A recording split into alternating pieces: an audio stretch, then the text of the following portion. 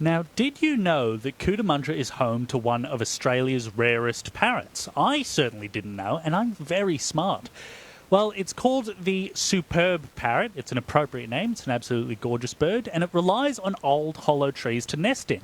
And unfortunately, old hollow trees tend to be knocked down. Luckily, a wildlife biologist has teamed up with his farmer brother to set up some special nests for the beautiful bird. And he's here with me this morning, biologist Neil Hermes. Neil, good morning. Good morning, Pat. So you and your brother Ashley, who we've actually spoken to on the show before, have you two always been environmentally minded? We have indeed, but before we get on to that, to elevate the mood, do you want me to use my radio voice today? I could do a bird voice for you. Absolutely. I have to insist that you do, Neil. I think that's absolutely the way to go. Look, my brother and I have been fascinated by the bush ever since we were kids.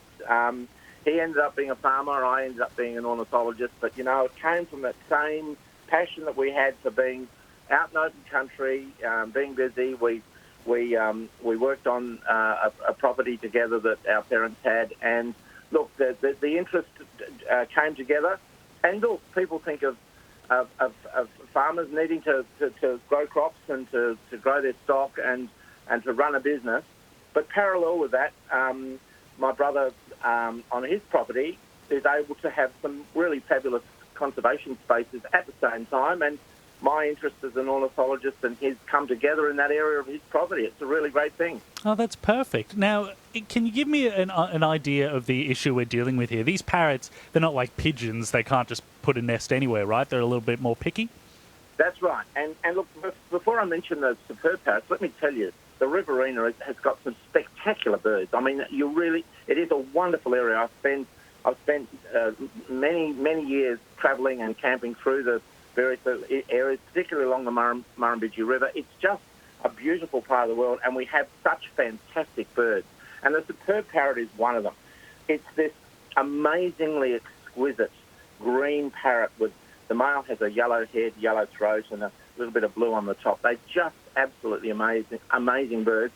But sadly, when the first agricultural activities started, maybe 100 years or so ago, a number of the best sites for their nesting in some of the oldest trees and some of the best sort of farm paddocks disappeared.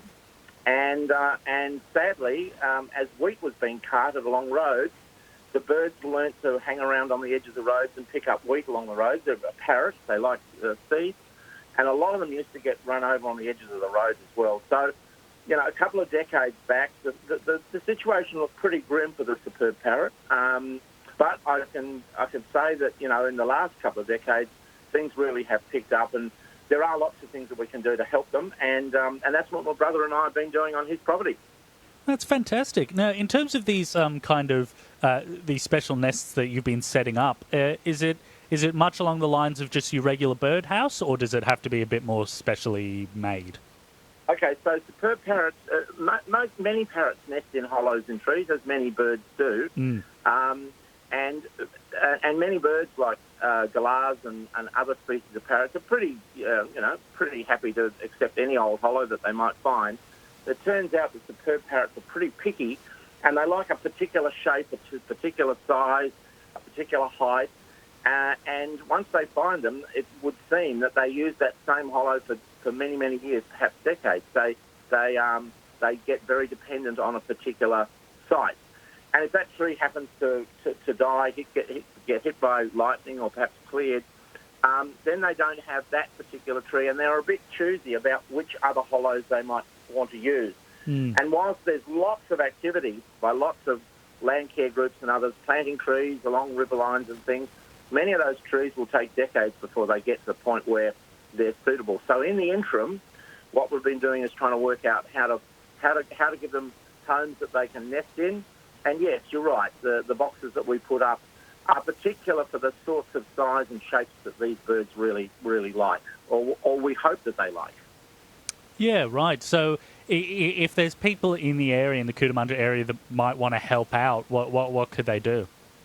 Well, look, it's at early stages with this experiment that we're doing with these boxes. We've discovered over the last couple of years that the superb parrots are pretty picky, and we are just experimenting with trying to find out exactly what sorts of boxes they like to nest in. And once we've cracked that result, what we would be encouraging people to do is, we would circulate the information about what they look like and how to put them up. And it would be fantastic if, in places where superb parrots currently exist, more boxes could be put up. It's one of the things, Pat, that we've discovered is that they actually like the boxes to be pretty high. So you can't just put them up, a couple of metres above the ground.